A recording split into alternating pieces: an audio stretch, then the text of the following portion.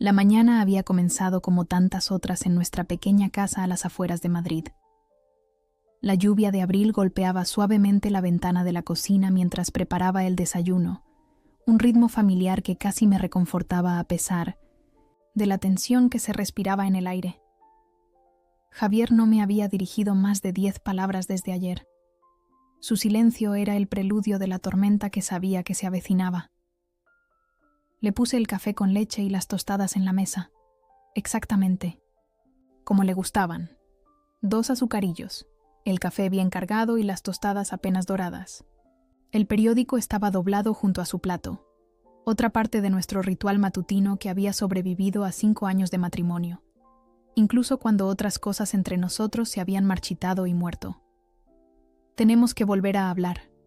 De la casa, Sofía, dijo sin levantar la vista del móvil. Su voz era firme, pero pude oír el filo que ocultaba, agudo y peligroso. La casa, mi casa. Lo único que mis padres me habían dejado cuando murieron en aquel accidente de coche hacía 3 años. Un modesto piso de 3 habitaciones en Chamberí que albergaba todos los recuerdos de mi infancia. Las mañanas de Reyes Magos junto a la chimenea, mi padre enseñándome a montar en bici en el patio trasero, la risa de mi madre resonando por el pasillo. No era una mansión, pero era mío, la última parte de ellos que me quedaba. No hay nada de qué hablar, dije, volviéndome hacia el fregadero para lavar la sartén. Ya te he dado mi respuesta.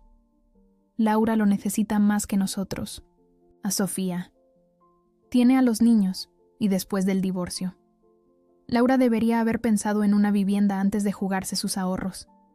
Le interrumpí, agarrándome al borde de la encimera. Esa casa es todo lo que me queda de mi familia. Javier golpeó su taza contra la mesa, y el café salpicó el mantel. Tu familia está muerta. Laura es familia ahora. ¿Mi familia? ¿O has olvidado esa parte de los votos matrimoniales? Sus crueles palabras me hirieron, pero me había acostumbrado a sus pullas durante el último año. Desde que su hermana había vuelto a Madrid tras su divorcio, Javier había cambiado. Al principio, solo pasaba más tiempo en casa de ella, ayudando con reparaciones o cuidando a los niños. Luego vino el dinero, pequeños préstamos al principio, luego sumas más grandes. Ahora quería mi casa, lo único que me había negado a darle. No voy a ponérsela a su nombre, Javier. Ni ahora, ni nunca.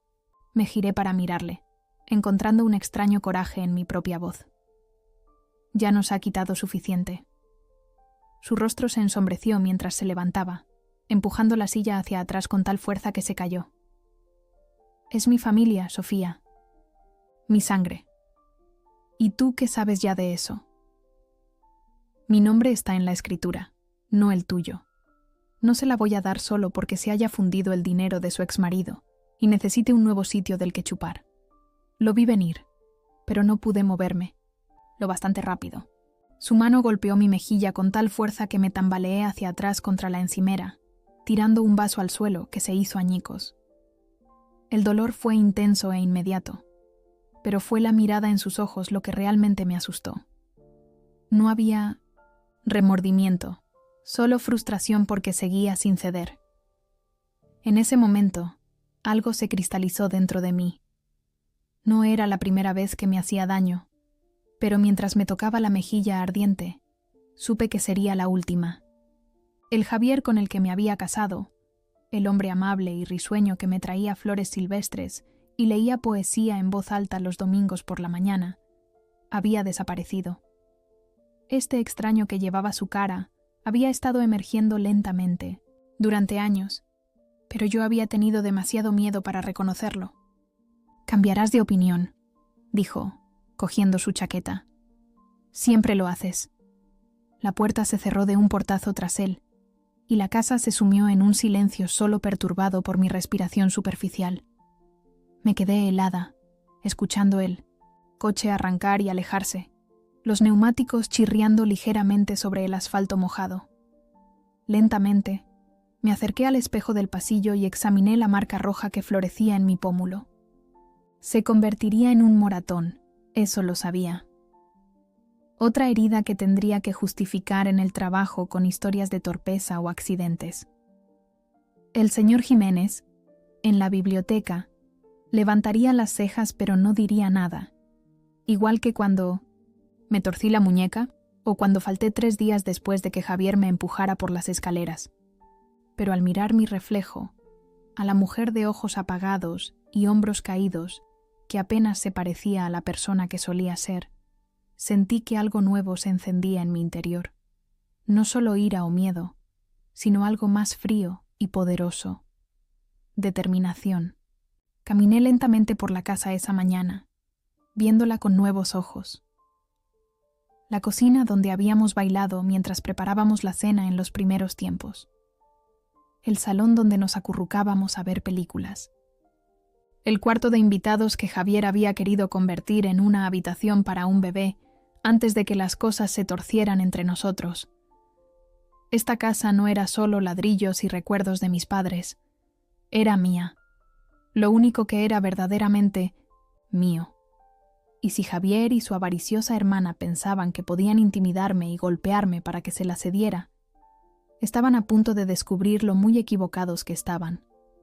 Hice 3 llamadas esa mañana. La primera, al trabajo, explicando que no iría en unos días. La segunda, al banco, para asegurarme de que Javier no pudiera acceder a mi cuenta personal, aquella donde había ingresado el seguro de vida de mis padres y de la que él no sabía nada. La tercera fue a Lucía, mi antigua compañera de piso de la universidad, que se había convertido en abogada y que llevaba años diciéndome que tenía que dejar a Javier. «Ha vuelto a pasar, ¿verdad?», preguntó, su voz suave pero sin sorpresa. «Sí», dije, la palabra apenas audible. «Pero esta vez es diferente. Esta vez se ha acabado. Ven a quedarte conmigo», se ofreció de inmediato.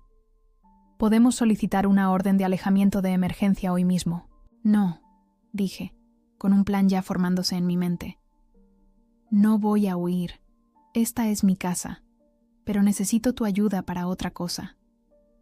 Mientras le explicaba lo que necesitaba, casi podía sentir la preocupación de Lucía a través del teléfono, pero ella lo entendía, quizás mejor que nadie, lo que significaba recuperar tu poder después de que alguien hubiera intentado arrebatártelo. «¿Estás segura de esto?», preguntó cuando terminé. «No será fácil».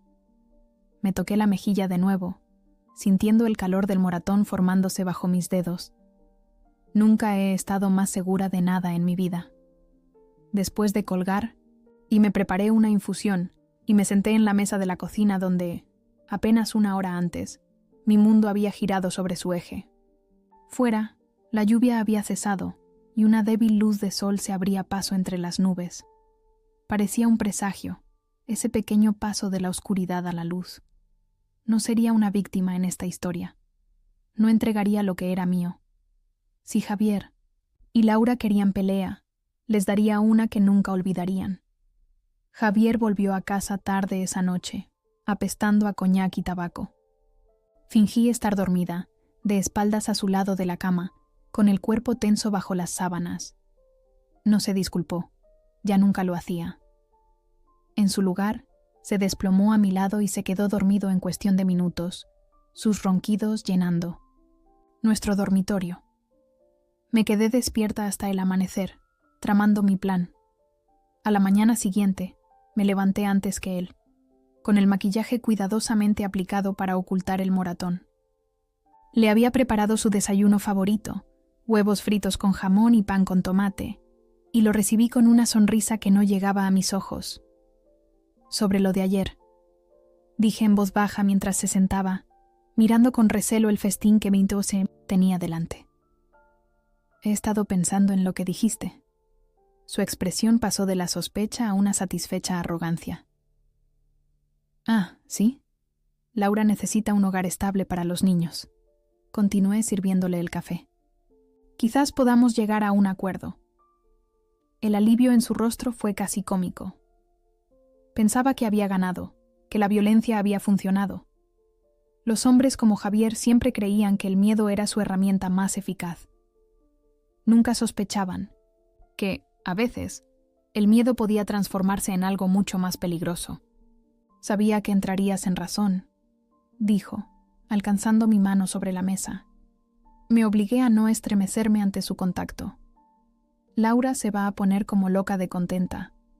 Asentí, con la sonrisa firmemente en su sitio. Necesitaré algo. De tiempo para arreglar el papeleo. ¿Quizás un par de semanas? Lo que necesites, cielo.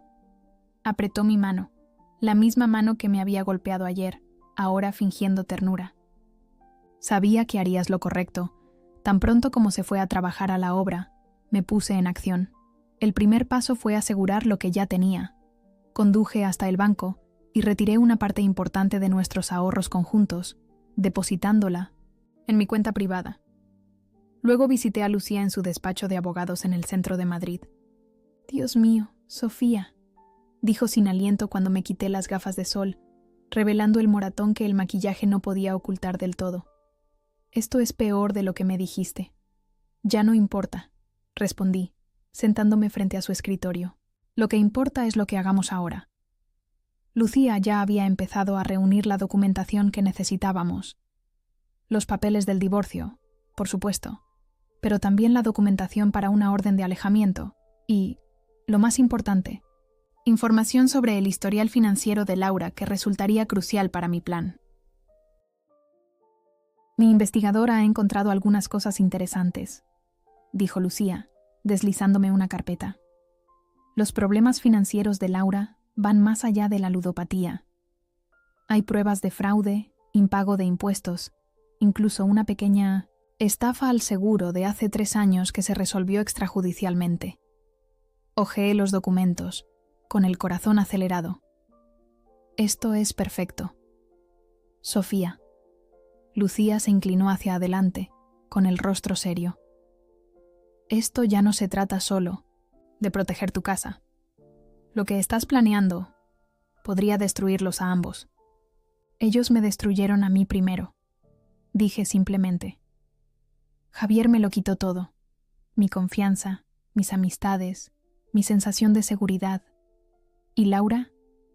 Lleva años manipulándolo, poniéndolo en mi contra, todo mientras codiciaba lo que tengo. Lucía no discutió. Había visto la progresión de mi matrimonio a lo largo de los años. El aislamiento gradual, las excusas para las lesiones, la forma en que poco a poco dejé de ser la mujer que había conocido en la universidad. Solo prométeme que tendrás cuidado, dijo finalmente. Si Javier se da cuenta de lo que estás haciendo antes de que todo esté listo, no lo hará, le aseguré. Ve exactamente lo que espera ver. Una esposa que finalmente se ha rendido. Durante la semana siguiente, continué con mi actuación en casa.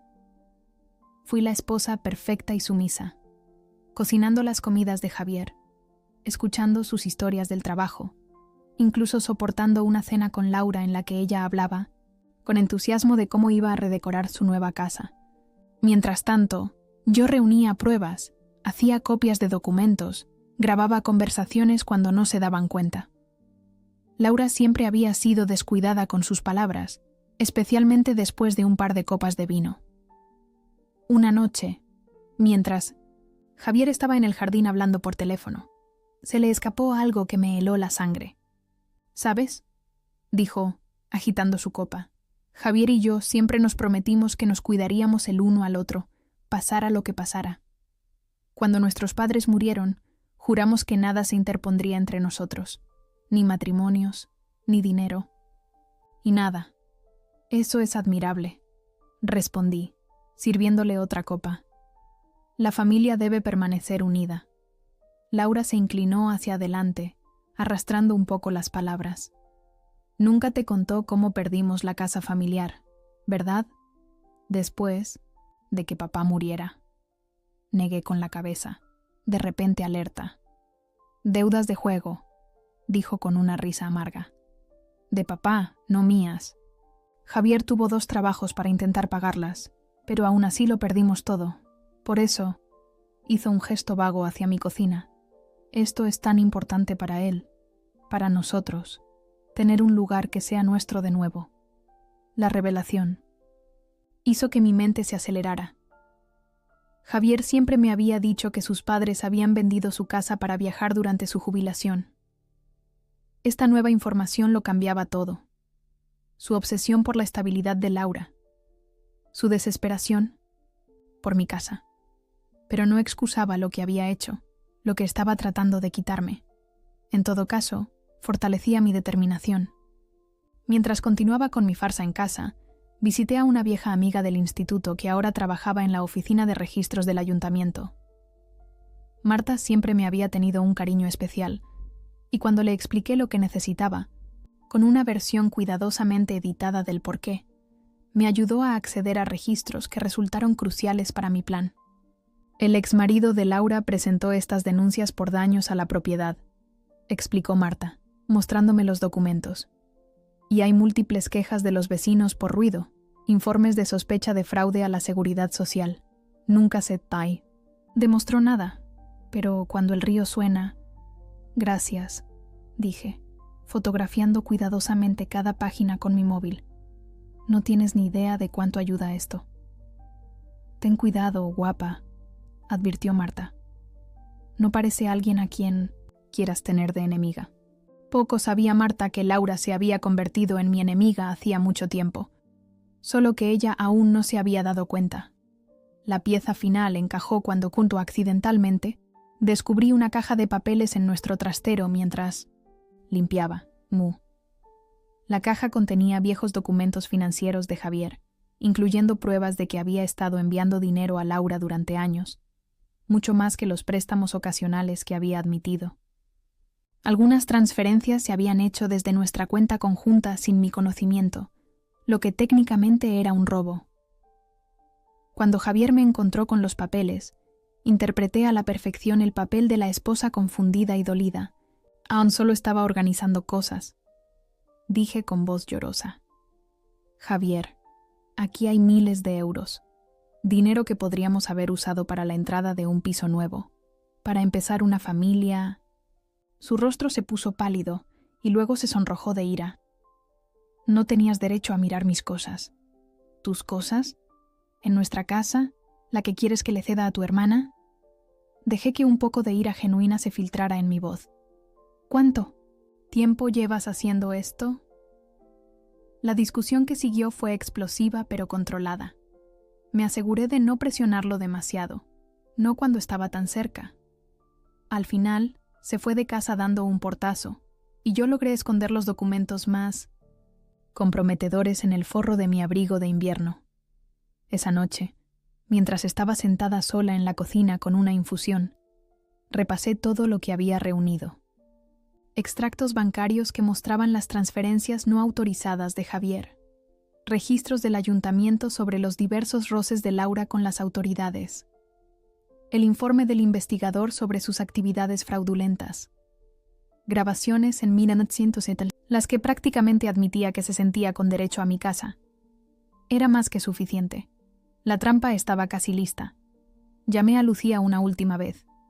Todo está en su sitio, le dije. Solo necesito fijar la fecha. ¿Estás completamente segura de esto?, preguntó, con la preocupación evidente en su voz. Una vez que empieces, no habrá vuelta atrás. Me toqué la mejilla, el moratón ahora desvanecido a una sombra amarillenta. Pero el daño que Javier había hecho era mucho más profundo que la piel. Estoy segura, dije con firmeza. Dentro de 2 semanas, ten a todo el mundo preparado. Al colgar, una extraña calma se apoderó de mí. Por primera vez en años, sentía que tenía el control de mi propia vida, de mi propia historia. Pasara lo que pasara, Javier y Laura nunca lo verían venir, y nunca más volvería a ser la víctima de nadie. Las 2 semanas siguientes se desarrollaron como una danza cuidadosamente orquestada. Cada mañana me levantaba antes que Javier, le preparaba el desayuno, le hacía el almuerzo y sonreía mientras se iba a trabajar. Cada tarde tenía la cena lista, escuchaba atentamente sus historias y asentía cuando mencionaba que Laura vendría a discutir el traspaso de la casa. Mi actuación fue impecable. la esposa obediente que había aceptado su destino. Lo que Javier no veía eran las horas intermedias, llenas de acción silenciosa y decidida. Me había tomado 2 semanas de vacaciones en la biblioteca, diciéndole al señor Jiménez que necesitaba tiempo para asuntos familiares. La compasión en sus ojos me dijo que sospechaba más de lo que había admitido, pero simplemente me dio una palmadita en la mano y me dijo que mi trabajo me estaría esperando cuando volviera. «Sabes, Sofía», me había dicho al irme, «a veces lo más valiente que una persona puede hacer es reescribir su propia historia». Me pregunté si sabía más de lo que aparentaba, si quizás su propia historia tenía capítulos similares a la mía, pero simplemente le di las gracias y le prometí volver pronto. Con mis días libres, me preparé meticulosamente para lo que se avecinaba. Fotografié cada objeto de valor de la casa, cosas que habían pertenecido a mis padres, regalos de boda, cualquier cosa que pudiera desaparecer misteriosamente si las cosas se ponían feas. Copié documentos importantes y guardé los originales en una caja de seguridad en un banco al otro lado de la ciudad. Retiré dinero en efectivo en pequeñas cantidades, escondiéndolo por toda la casa en lugares que Javier nunca pensaría en buscar, pegado dentro de una vieja novela de Galdós, en un secador de pelo hueco, cosido en el dobladillo de una cortina. Un martes, mientras Javier estaba en el trabajo, Laura apareció sin avisar. Estaba en el patio trasero, fotografiando los rosales de mi madre, cuando su voz me sobresaltó. «¿Jugando a la jardinera hoy?», preguntó apoyada en la puerta trasera con un cigarrillo entre los dedos, a pesar de saber que no permitía fumar dentro ni cerca de la casa. Guardé el móvil en el bolsillo, forzando una sonrisa. Solo disfrutando del sol mientras dure. ¿Teníamos planes hoy? No, solo pensé en pasarme a tomar medidas para el salón. Echó humo hacia el cielo.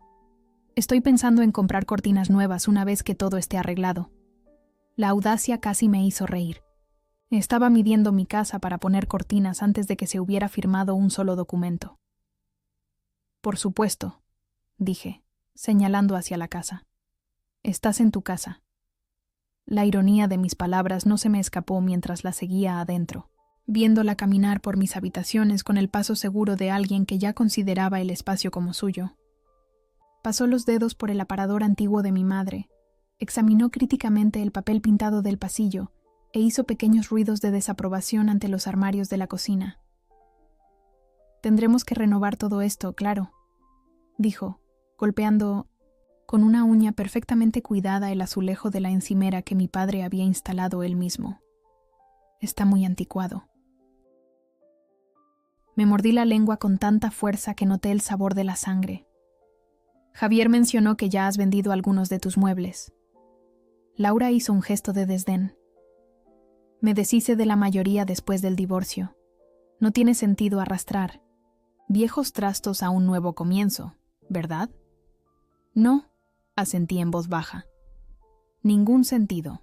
Se quedó casi 1 hora, tomando notas en su móvil y haciendo preguntas ocasionales sobre fontanería o enchufes que respondí con deliberada vaguedad. Cuando finalmente se fue, prometiendo hablar pronto sobre el papeleo, tuve que agarrarme al borde del fregadero hasta que mis nudillos se pusieron blancos para no gritar. Esa noche no le conté a Javier la visita de su hermana. En cambio, le serví su pastel de carne favorito y escuché cómo hablaba de la posibilidad de tomarse un tiempo libre para ayudar a Laura con la mudanza, cuando todo esté arreglado. «Estaba pensando», dije con cuidado, manteniendo la voz neutra, «que quizás deberíamos tener una reunión formal sobre el traspaso.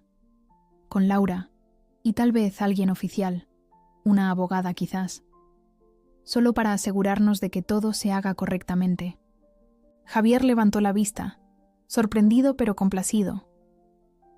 «Eso es una buena idea, la verdad». Laura mencionó que quería tenerlo todo finalizado antes de que empiece el curso escolar. «Perfecto», dije, sonriendo. «¿Por qué no lo organizamos para el próximo viernes? Puedo cogerme la tarde libre en el trabajo». Extendió la mano sobre la mesa y me apretó la mía, confundiendo mi sugerencia con una mayor rendición. Sabía que acabarías entrando en razón. Sofía, ya verás, esto es lo mejor para todos. Esa noche, mientras dormía a mi lado, le envié un mensaje a Lucía confirmando la fecha. Su respuesta llegó de inmediato. Todo listo. ¿Estás completamente segura? Le respondí con una sola palabra. Sí. La cuenta atrás había comenzado. A medida que se acercaba la fecha, sentí una extraña sensación de desapego. Es como si me estuviera observando desde la distancia. Me movía a través de mis días con precisión mecánica. Trabajo, casa, preparativos, dormir. Javier no notó nada extraño, demasiado absorto en su propia satisfacción para ver el acero bajo mis sonrisas. 3 días antes de la reunión, volví a contactar con alguien con quien no había hablado en casi 2 años. Mi vieja amiga Diana de la universidad. A Javier nunca le había gustado. La llamaba una mala influencia, hasta que finalmente dejé de devolverle las llamadas. Ahora, sentada en una cafetería del centro, apenas reconocía a la mujer vibrante que una vez había sido mi confidente, más cercana. «Joder, Sofía», dijo, abrazándome con fuerza. «Te he echado de menos». «Yo también te he echado de menos», respondí, y me sorprendió encontrar lágrimas en mis ojos. Más de lo que creía. Entre cafés con leche, le conté una versión editada de lo que había estado sucediendo, no el plan completo.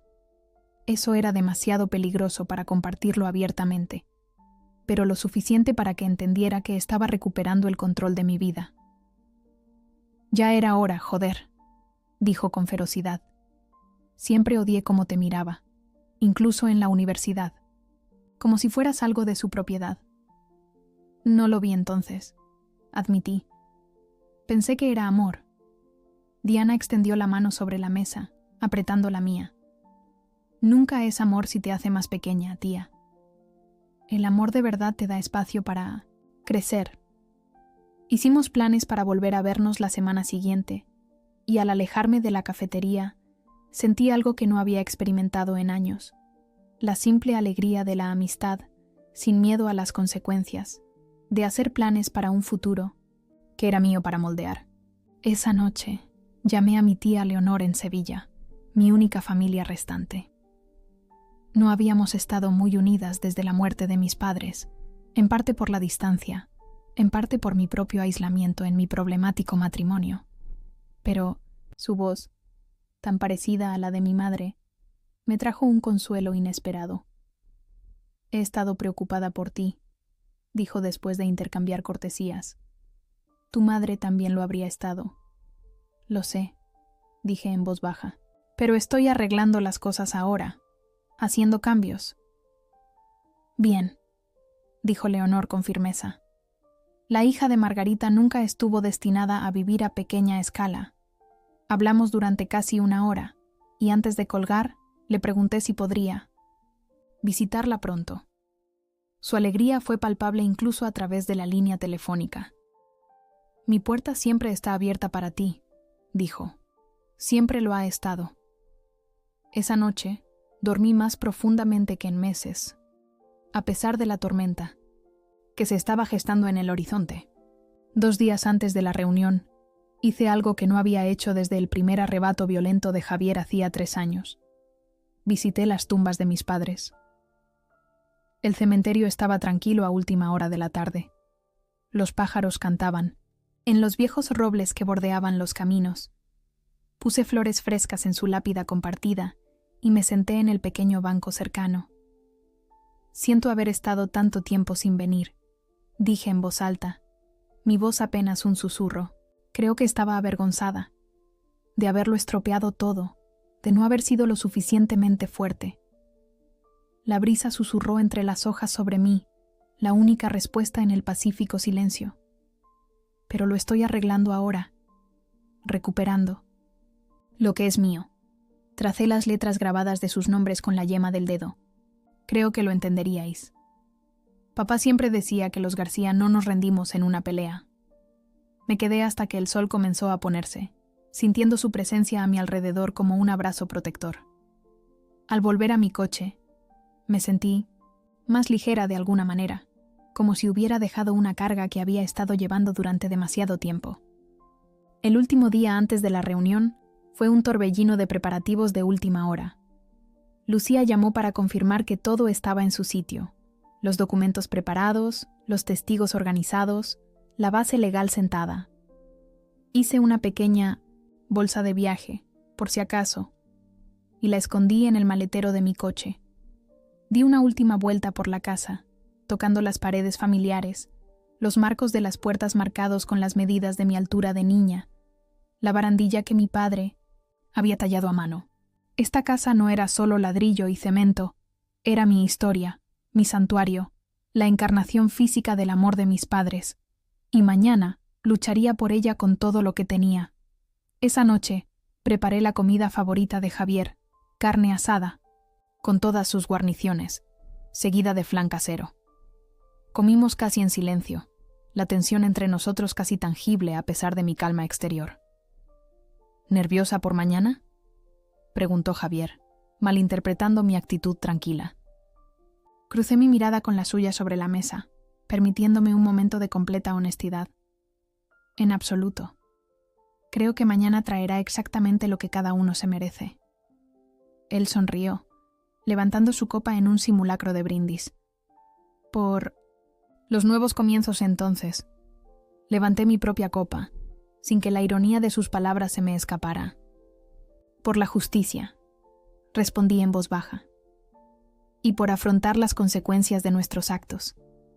La sonrisa de Javier vaciló ligeramente, la confusión parpadeó en sus ojos, pero rápidamente la descartó. No podía imaginar que su esposa, mansa y complaciente, pudiera querer decir algo más allá de los tópicos que esperaba. Su subestimación hacia mí siempre había sido su mayor debilidad. Mañana sería su perdición. La mañana de la reunión amaneció brillante y despejada. La luz del sol entraba a raudales por las cortinas del dormitorio, mientras yo yacía despierta, observando las motas de polvo bailar en los rayos dorados.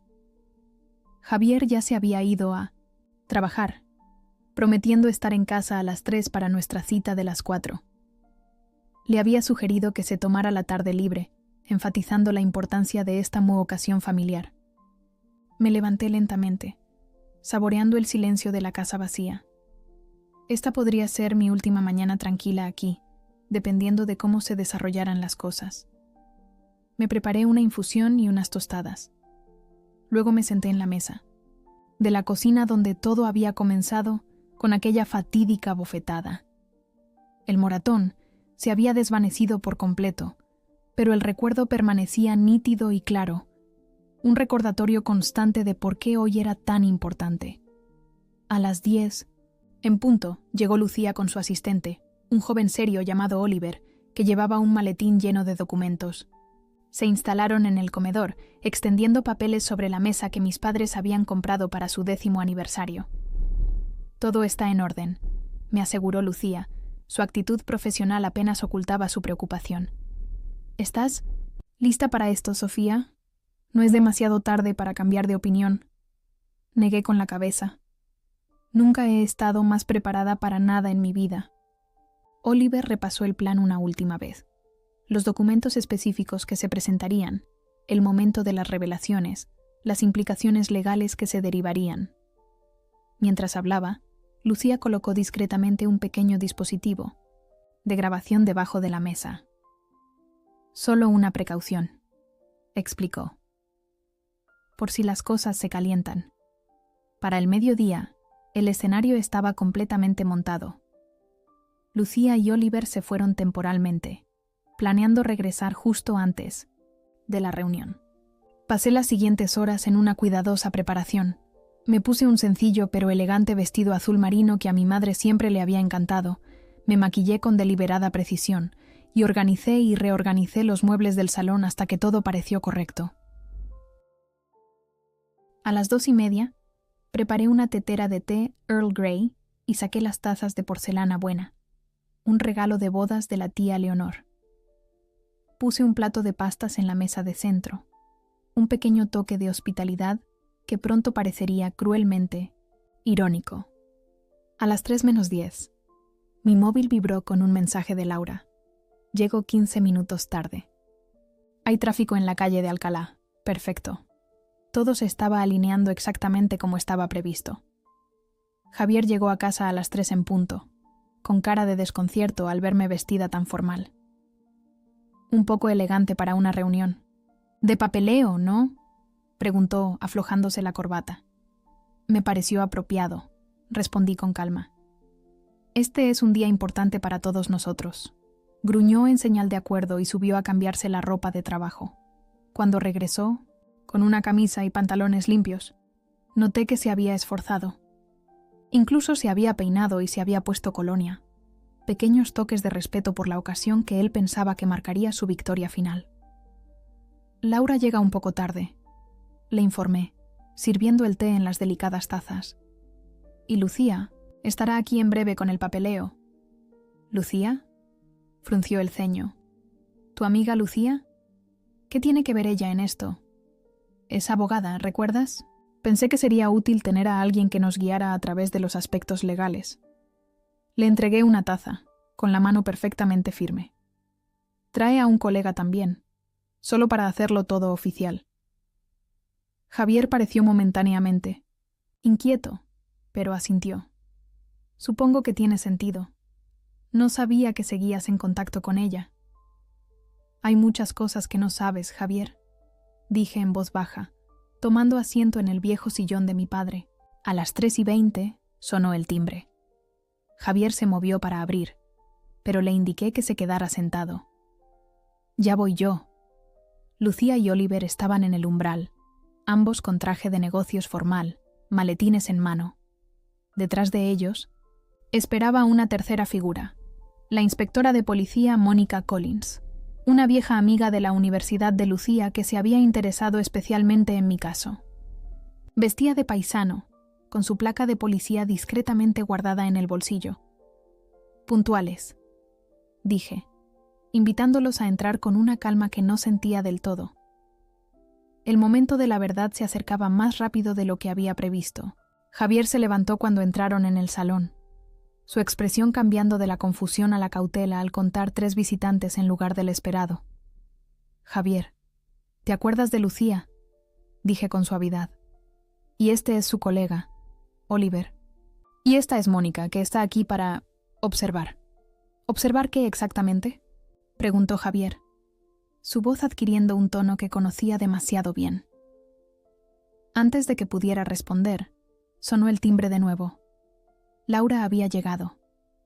Los siguientes minutos se desarrollaron como una danza cuidadosamente coreografiada.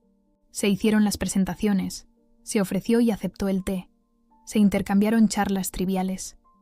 Laura lanzaba miradas interrogantes a Javier, claramente inquieta por la inesperada presencia de 3 extraños, pero él negó ligeramente con la cabeza, indicándole en silencio que mantuviera la calma.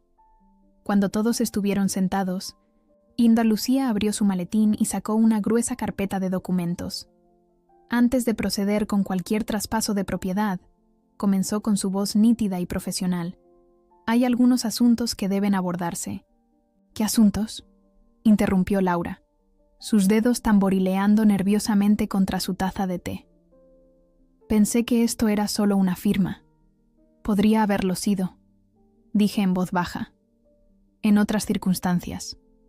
La atmósfera en la habitación cambió perceptiblemente. La tensión crepitaba como electricidad estática antes de una tormenta. Javier se enderezó en su asiento, sus ojos entrecerrándose mientras miraba entre Lucía y yo.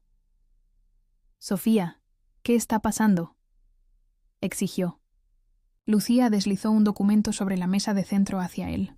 «Esta es una demanda de divorcio, citando abuso doméstico como causa. La señora García solicitará también una orden de alejamiento». El color desapareció del rostro de Javier mientras sus ojos recorrían el documento. «Esto es ridículo. Sofía, diles que... hay pruebas fotográficas», continuó Lucía con calma, colocando varias fotos impresas junto a los papeles del divorcio. Mostraban mi cara amoratada desde diferentes ángulos, con fecha y hora, y registros médicos que documentan múltiples lesiones en los últimos 3 años. Laura se inclinó hacia adelante. Sus ojos se abrieron como platos al ver las imágenes. «Javier, ¿qué has hecho?» Pero Lucía no había terminado. Sacó otra carpeta, esta más gruesa que la primera. «También tenemos pruebas de irregularidades financieras que involucran tanto al señor Fuentes como a su hermana, Laura Fuentes». Ahora le tocaba a Laura palidecer. «¿De qué estás hablando?» «Transferencias no autorizadas de cuentas. Conjuntas», explicó Oliver, su voz profesionalmente distante mientras extendía extractos bancarios sobre la mesa. «Evasión de impuestos, fraude al seguro e intento de robo de propiedad mediante coacción y agresión». La habitación se sumió en el silencio, mientras Javier y Laura miraban la creciente pila de pruebas. Yo permanecí perfectamente quieta, observando cómo la comprensión se dibujaba en sus rostros. Esto no era una reunión para un traspaso de propiedad. Era una emboscada. «Todo esto es mentira», espetó finalmente Javier, medio levantándose de su asiento. «No podéis probar nada de esto».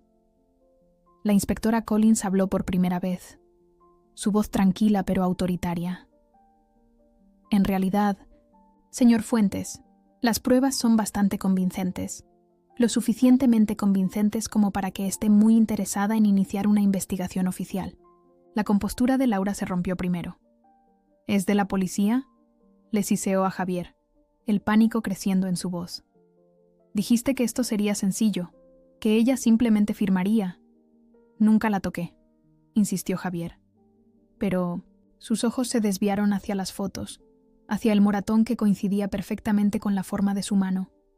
«Hay más», dije, encontrando fuerza en su creciente pánico. «Lucía, enséñales el resto».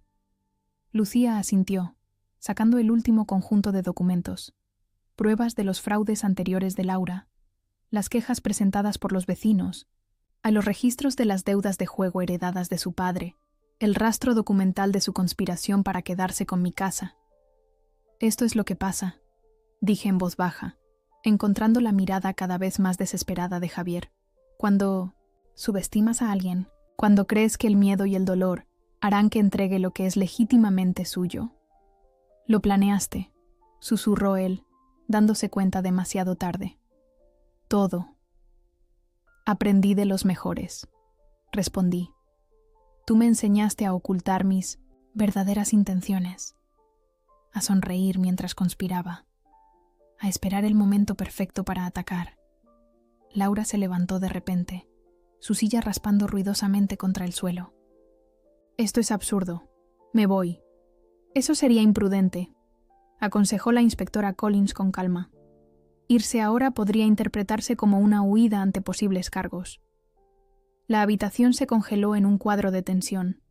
Laura medio de pie, Javier desplomado en su asiento, las pruebas de sus fechorías extendidas ante ellos como un mosaico condenatorio. Y yo, sentada tranquilamente en el sillón de mi padre, finalmente con todo el poder. «¿Qué quieres?», preguntó finalmente Javier, su voz apenas audible.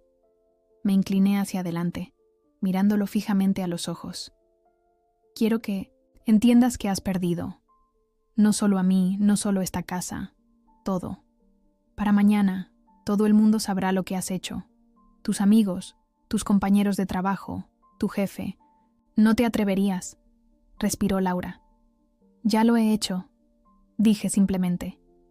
«Las pruebas han sido presentadas, las declaraciones hechas. La maquinaria ya está en marcha». Afuera, el sol comenzaba a ponerse, proyectando largas sombras en la habitación donde mi matrimonio exhalaba sus últimos alientos. A la luz dorada de la tarde, casi podía ver a mis padres de pie a mi lado, testigos de este momento de reivindicación. La trampa había sido puesta, había saltado y ahora sostenía a su presa. Y yo, después de años de hacerme pequeña para evitar conflictos, me había convertido en la arquitecta de una justicia que ninguno de ellos había visto venir. El silencio que siguió a mi declaración se tensó como un alambre. Javier me miraba con incredulidad, que gradualmente daba paso a una emoción más oscura. La ira. Reconocí las señales, la tensión alrededor de sus ojos, el ligero tic en su mandíbula, la forma en que sus manos se cerraban en puños sobre sus rodillas. Antes, esa transformación me habría aterrorizado hasta la sumisión. Ahora, le sostuve la mirada sin pestañear. «Has perdido la cabeza», dijo finalmente, su voz peligrosamente baja. «¿Tienes idea de lo que estás haciendo?» «Sé exactamente lo que estoy haciendo», respondí con calma. «Por primera vez en años». Laura, siempre oportunista, parecía estar calculando sus posibilidades incluso mientras las paredes se cerraban a su alrededor. Sus ojos se movían entre los documentos condenatorios, la agente de policía y la puerta, midiendo sus opciones de escape. «Todo esto es un malentendido», intentó, su voz adoptando el tono empalagoso que usaba cuando trataba de salir de un aprieto con encanto. Javier y yo solo intentábamos ayudar a Sofía. La casa es demasiado para ella sola, y con mis hijos necesitando estabilidad. «Basta», intervino Lucía con firmeza. «Las conversaciones grabadas que tenemos cuentan una historia muy diferente, señora Fuentes. ¿Le gustaría escucharlas?» Sin esperar respuesta, Lucía pulsó un botón en su móvil. La voz de Laura llenó la habitación. «En cuanto consigamos la casa, podemos venderla en 6 meses. El mercado en Chamberí está muy bien ahora mismo. Podríamos sacar al menos 50.000 limpios cada uno después de pagar mis deudas». El color desapareció del rostro de Laura. «¿De dónde habéis sacado eso?» «Deberías tener más cuidado con lo que hablas en las terrazas de los bares», dije en voz baja. «La esquina de San Juan tiene una terraza muy agradable, pero las voces se oyen». Javier se puso de pie de un salto. Su silla cayó hacia atrás con un estruendo. «¡Esto es una locura! ¿Nos has estado espiando? ¿Grabando conversaciones privadas? Eso no puede ser legal». «En realidad», intervino la inspectora, Collins con suavidad, «en casos donde hay una sospecha razonable de conspiración criminal, dichas pruebas pueden ser admisibles, especialmente cuando se combinan con registros financieros que muestran una clara intención de estafar». Oliver deslizó otro documento hacia adelante, un extracto bancario que mostraba grandes retiradas de la cuenta de Laura, coincidiendo con visitas a casinos en Madrid y Aranjuez. «Tus problemas con el juego no han parado, ¿verdad, Laura?», pregunté amablemente. «Javier te ha estado cubriendo, usando nuestro dinero, mi dinero, para mantenerte a flote. Y mi casa iba a ser la solución final a todos vuestros problemas». La compostura de Laura se rompió por completo. «No lo entiendes.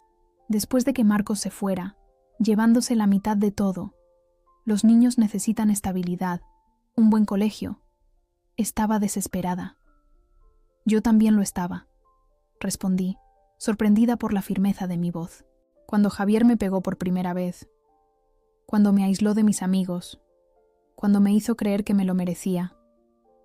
Las dos estábamos desesperadas, Laura. La diferencia es que yo no intenté robarle la casa a nadie para solucionar mis problemas». Javier caminaba de un lado a otro de la habitación, como un animal enjaulado que siente cómo se cierra la trampa. «Todo esto son tonterías exageradas. Un par de discusiones magnificadas por una esposa vengativa. Ningún jurado. 4 costillas rotas», le interrumpí en voz baja. «Una muñeca torcida. Una conmoción cerebral que me tuvo vomitando durante 3 días. Moratones en lugares que nadie más que yo vería.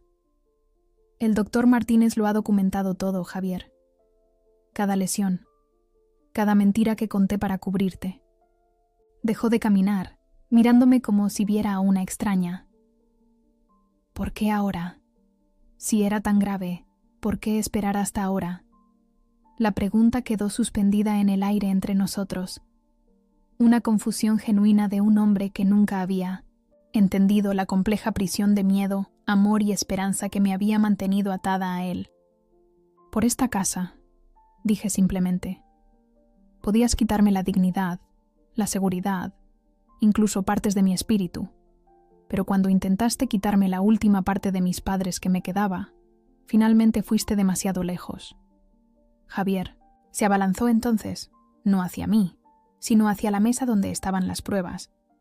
Su mano derribó tazas de té, haciendo que la porcelana se hiciera añicos contra el suelo mientras agarraba los papeles. La inspectora Collins se puso de pie al instante, y Oliver se movió con la misma rapidez para bloquear el paso de Javier. «Señor Fuentes», advirtió Collins, «no empeore las cosas». Pero Javier no escuchaba. En su desesperación, se volvió hacia mí, con el rostro desfigurado por una furia que conocía demasiado bien. «¿Te crees muy lista? ¿Crees que esto acaba aquí? Lucharé contra esto en cada paso del camino. Me aseguraré de que todo el mundo sepa que eres una mentirosa, una manipuladora». Su avance hacia mí fue detenido por Lucía, que se interpuso entre nosotros, su pequeña figura de alguna manera imponente en ese momento. «Ya basta, Javier.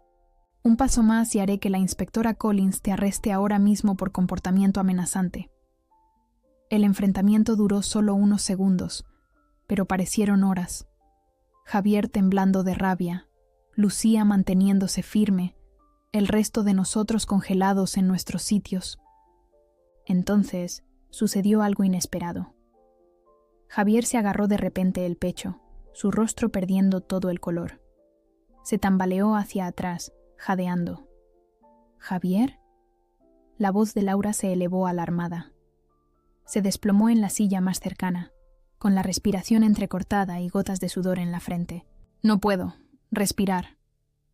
La inspectora Collins se movió rápidamente a su lado. Su entrenamiento se hizo cargo. «Señor Fuentes, ¿siente dolor en el pecho?» Él asintió bruscamente, con el rostro ahora ceniciento. Presión, como si algo estuviera sentado sobre mí. «Llama a una ambulancia», le ordenó Collins a Oliver, que ya estaba sacando su móvil. Los siguientes momentos pasaron en un borrón de actividad. Oliver hablando urgentemente con los servicios de emergencia, Collins aflojando la corbata y el cuello de Javier, comprobando su pulso. Laura rondando ansiosamente, repitiendo: «No tiene antecedentes de problemas de corazón», como un mantra. Lucía guiándome suavemente a la cocina, lejos del caos del salón. «¿Estás bien?», preguntó, sus manos firmes en mis hombros. Asentí, sintiéndome extrañamente distante de la escena que se desarrollaba en mi casa. «¿Crees que está fingiendo?». Lucía miró hacia el salón. «No, eso no es algo que se pueda fingir. El color, el sudor, un ataque de pánico, quizás, o algo más serio». Me dejé caer en una silla de la cocina, con las emociones en guerra dentro de mí. No era así como había imaginado que terminaría el enfrentamiento. En mi mente, Javier y Laura se habían ido en desgracia, quizás esposados, mientras yo permanecía en mi casa, victoriosa y reivindicada. En cambio, el sonido de las sirenas que se acercaban llenaba ahora el aire, y Javier, mi maltratador, mi marido, podría estar luchando por su vida en mi salón. «¿Qué pasa ahora?», le pregunté a Lucía, mi voz pequeña en el repentino y abrumador silencio de la cocina. «Eso depende», respondió con cuidado. «De si estás realmente enfermo, de lo que quieras hacer con las pruebas, de muchas cosas». Los sanitarios llegaron en minutos. Sus movimientos eficientes y sus voces profesionales trajeron una extraña calma al caos. Evaluaron a Javier rápidamente y lo subieron a una camilla con una mascarilla de oxígeno ya en su rostro. Laura rondaba ansiosa, insistiendo en que debía ir en la ambulancia con él. «Solo familiares», dijo un sanitario automáticamente. «Soy su mujer», me oí decir, dando un paso adelante desde el umbral de la cocina. Todos los ojos se volvieron hacia mí con sorpresa. «Iré yo». Lucía me agarró del brazo al pasar. «Sofía, no tienes que hacer esto». «Lo sé», respondí en voz baja. «Pero necesito llevar esto hasta el final». El viaje al hospital Gregorio Marañón transcurrió en un tenso silencio. Javier yacía atado a la camilla, un monitor de ECG pitando constantemente a su lado, mientras yo estaba sentada en un pequeño banco, observando cómo se desarrollaba el desconocido paisaje de las últimas horas de mi matrimonio. El sanitario trabajaba eficientemente, comprobando las constantes vitales, administrando medicación, hablando por radio para informar al hospital de nuestra llegada. Los ojos de Javier encontraron los míos por encima de la mascarilla de oxígeno. No pude leer la emoción en ellos. Miedo, ciertamente, pero también algo más. Confusión, quizás, o el reconocimiento de que todo había cambiado irrevocablemente. En el hospital, se lo llevaron de inmediato, dejándome sola en el ajetreado servicio de urgencias. Di sus datos mecánicamente a la recepcionista y luego encontré una silla de plástico en la sala de espera. En media hora, llegó Lucía, trayendo mi abrigo y mi bolso. La inspectora Collins se está encargando de las cosas en casa, explicó sentándose a mi lado. Laura se ha ido a casa con sus hijos, pero le han advertido que no abandone la ciudad. Asentí, mirando las paredes de color crema institucional de la sala de espera. ¿He causado yo esto? Lo que sea. La mano de Lucía cubrió la mía. No, no has causado nada, Sofía. Sus propias acciones, sus propias decisiones llevaron a este momento. Lo único que hiciste fue defenderte. Apareció entonces una doctora, con una carpeta en la mano, buscando a la esposa de Javier Fuentes. Me levanté mecánicamente y la seguí a una sala de consulta más tranquila. Su marido ha sufrido lo que parece ser un evento cardíaco inducido por estrés, explicó con amabilidad. No es un infarto completo, pero sí una señal de advertencia. Estamos haciendo pruebas ahora para determinar el alcance de cualquier daño. ¿Se pondrá bien?, pregunté, sorprendida de que todavía me importara la respuesta. Lo más probable es que sí. Está estable, respondiendo bien al tratamiento. Lo mantendremos en observación durante la noche. Le di las gracias automáticamente y volví con Lucía a la sala de espera. Al hundirme de nuevo en la incómoda silla, una extraña e inesperada risa brotó de mi pecho. ¿Qué pasa?, preguntó Lucía, preocupada. Es que, después de todo lo que me hizo, todo el dolor y el miedo, al final fueron los papeles los que lo derribaron, documentos y pruebas y la verdad saliendo finalmente a la luz.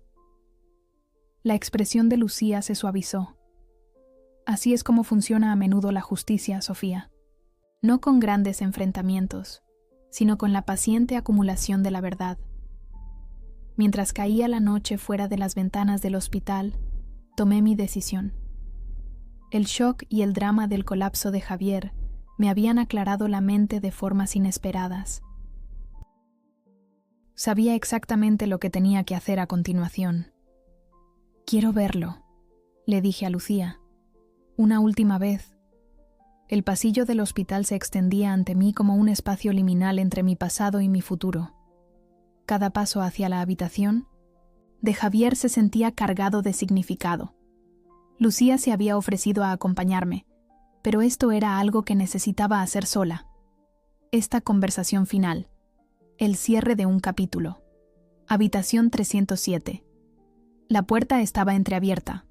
Una luz suave se derramaba en el pasillo tenuemente iluminado. Hice una pausa, reuniendo valor, y luego llamé suavemente antes de entrar. Javier yacía apoyado en almohadas blancas, pareciendo más pequeño de alguna manera, disminuido por el camisón del hospital y el equipo de monitoreo que lo rodeaba. La dura iluminación fluorescente revelaba líneas en su rostro que no había notado antes, sombras bajo sus ojos que hablaban de un cansancio más allá de los eventos del día. No pareció sorprendido de verme. «Sofía, ¿cómo te encuentras?», pregunté, permaneciendo cerca de la puerta. Como si me hubiera atropellado un camión. Su intento de sonrisa se desvaneció rápidamente. Dicen que no fue un infarto completo, solo un aviso.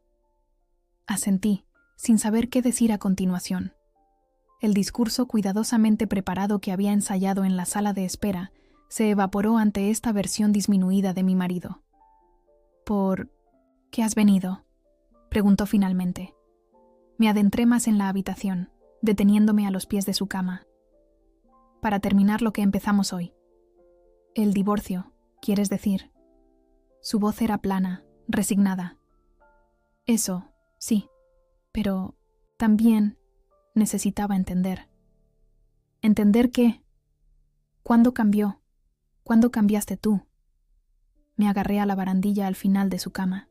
No siempre fuiste así, Javier. No me habría casado contigo si lo fueras. Él miró hacia otro lado, hacia la ventana donde las luces de Madrid brillaban en la oscuridad. No lo sé. Después de que papá muriera, quizás. Cuando perdimos la casa. Cuando Laura empezó a tener problemas. Ahí fue cuando empezó. Reconocí. Pero eso no explica el por qué. ¿Por qué pensaste que hacerme daño era aceptable? ¿Por qué creíste que tenías derecho a tomar lo que era mío? Javier guardó silencio durante un largo momento. El único sonido era el pitido constante del monitor cardíaco. Tenía miedo, dijo finalmente, tan bajo que casi no lo oí. Todo el tiempo. Miedo de terminar sin nada, como papá. Miedo de fallarle a Laura. Miedo de no ser suficiente para ti. Así que me hiciste tener miedo a mí en su lugar, dije, la comprensión inundándome. Me transferiste tu miedo, lo convertiste en mi carga. No lo pensé de esa manera. No, supongo que no. Me acerqué al lado de la cama, mirándolo directamente. Pero eso es lo que pasó. Y se acaba ahora, encontró mi mirada. Algo parecido al respeto parpadeó brevemente en sus ojos. Ya has ganado, Sofía. La casa es tuya. No lucharé contra el divorcio. Esto no se trata de ganar. Puse una carpeta en su mesita de noche. Copias. De los papeles del divorcio que Lucía había preparado. Se trata de sobrevivir, de reconstruir lo que intentaste destruir. ¿Qué pasa ahora?, preguntó, mirando la carpeta pero sin tocarla. Firmarás esto cuando te den el alta. La inspectora Collins ha accedido a no presentar cargos por las irregularidades financieras si devuelves lo que cogiste de nuestras cuentas conjuntas. Laura no tendrá tanta suerte. Su fraude va más allá de lo que incluso tú sabías. Javier cerró los ojos brevemente.